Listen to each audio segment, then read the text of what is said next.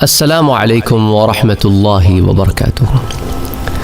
ایک دفعہ پھر جس کتاب کا ہم درس پچھلے کئی دنوں سے سن رہے ہیں، قرۃ العیون و مفرح القلب المحزون، جو ابو اللیث نصر بن محمد سمرقندی کی مشہور کتاب ہے۔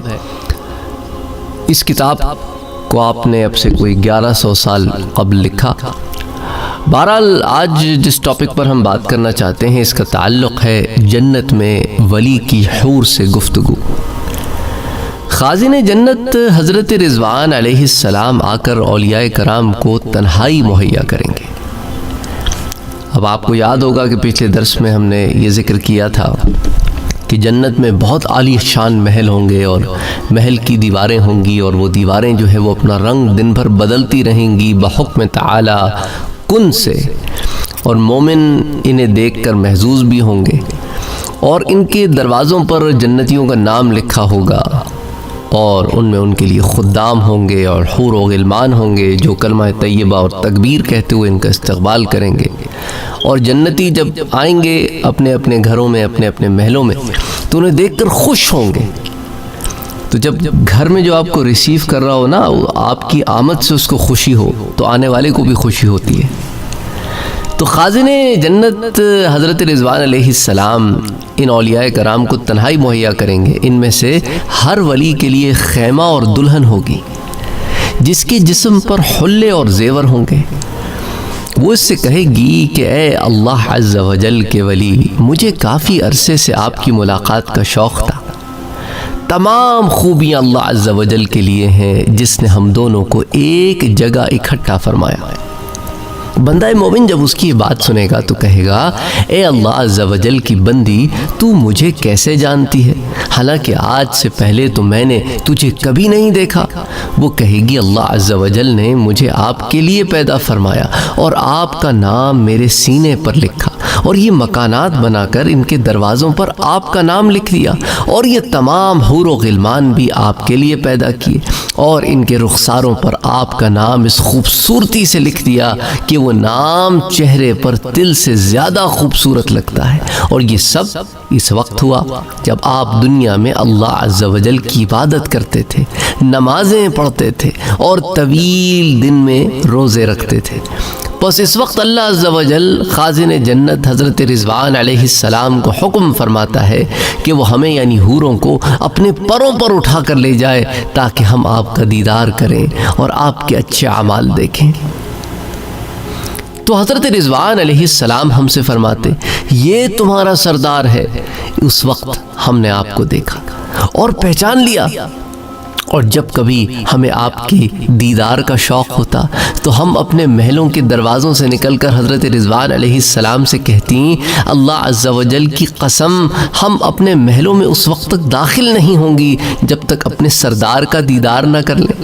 تو ہمیں آسمان دنیا کی طرف اٹھا کر اپنے پروں پر لے جاتے، اور ہر حور اپنے سردار کو دیکھ لیتی، لیکن اسے یعنی سردار کو ہمارے دیکھنے کا علم نہ ہوتا۔ اگر وہ حور اپنے سردار کو رات کی تاریکی میں نماز پڑھتا دیکھتی تو خوش ہو کر کہتی، اطاعت کیے جاؤ تاکہ تمہاری خدمت ہو، اور کھیتی اگائے جاؤ تاکہ کاٹ سکو۔ اے میرے سردار، اللہ عز و جل آپ کے درجات کو بلند فرمائے اور آپ کی اطاعت کو قبول فرمائے۔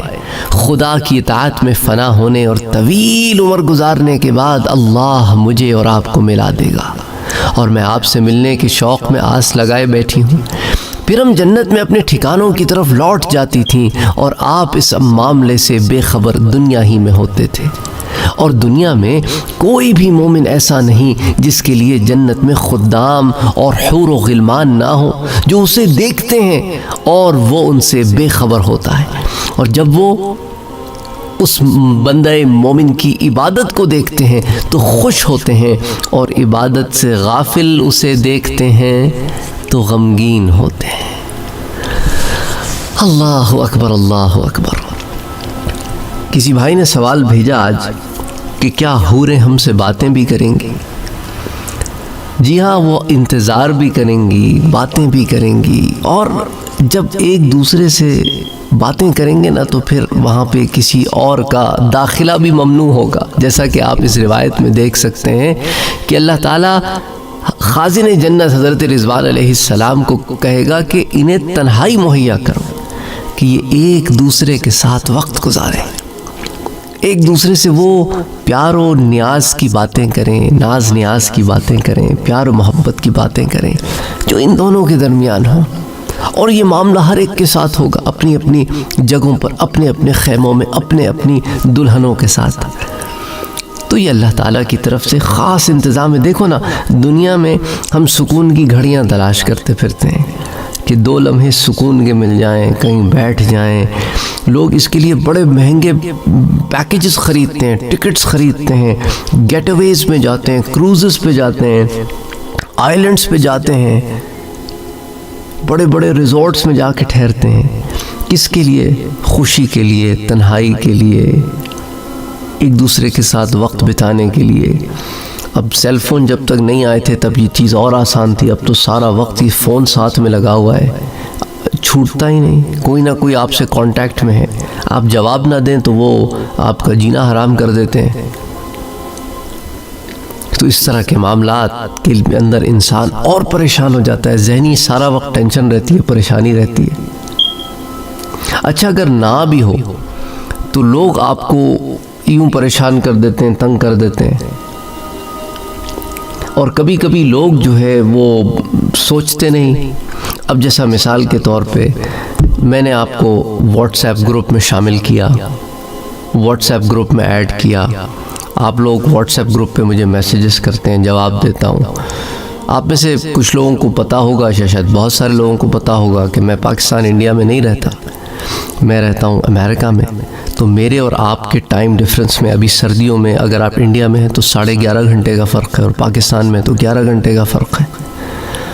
اب میں جب لوگوں سے کہا ہے میں نے واٹس ایپ میں کہ مجھے میسیجز کیا کریں، لیکن کچھ اللہ کے بندے سنتے نہیں، وہ کالز کرنا شروع کر دیتے ہیں۔ کوئی رات کو 3 بجے کال کر رہا ہے، کوئی رات کو میری رات کے 2 بجے کال کر رہا ہے، وہ آپ لوگوں کے پاس تو صبح دوپہر کا وقت ہوگا۔ وہ خیال نہیں کرتے، کسی بھی ٹائم پہ کال کر دیتے ہیں، پھر کال پہ کال کیے جاتے ہیں، کچھ لوگ 4 5 کالز پہ کال کیے جاتے ہیں۔ اچھا آپ لوگوں کے ہاں رات ہوتی ہے، ہمارا دن چل رہا ہوتا ہے، ہمارا کام کا وقت ہوتا ہے۔ اچھا پھر لوگ ناراض ہو جاتے ہیں، آپ کالز کیوں نہیں اٹھاتے؟ میں اسی لیے تو منع کیا کہ کالز نہ کیا کریں،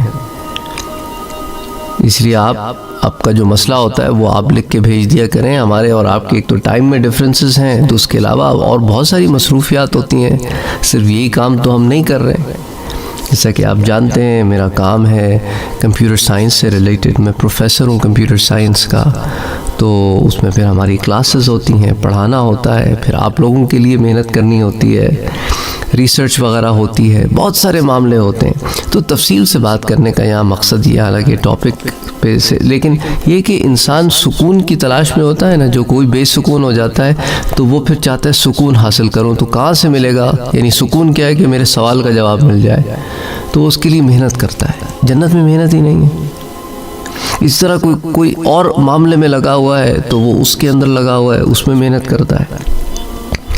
تو اس لیے ذہن کا جو سکون ہے وہ آج کل کے دور میں بہت سارے پیسے جس کے پاس ہیں تو ذہن کا سکون نہیں ہے، کسی کے پاس پیسے نہیں ہیں تو ذہن کا سکون نہیں ہے۔ تو کہاں ذہن کا سکون ہے؟ ذہن کا سکون کس چیز میں کہ الا بذکر اللہ تطمئن القلوب، کہ اللہ کے ذکر میں دماغ اور دل، اس ہر چیز کا سکون ہے جب بندہ اپنے رب سے جڑ جاتا ہے، جب راضی ہو جاتا ہے نا، اس سے راضی ہو جاتا ہے۔ مانگتے رہو اور راضی رہو، مانگتے رہو راضی رہو، اس طرح پھر سکون ملتا ہے دماغ کا، ذہن کا۔ بہرحال آپ نیکیاں کیے جائیں، اللہ تعالیٰ کے ہاں انعامات کی کمی نہیں ہے۔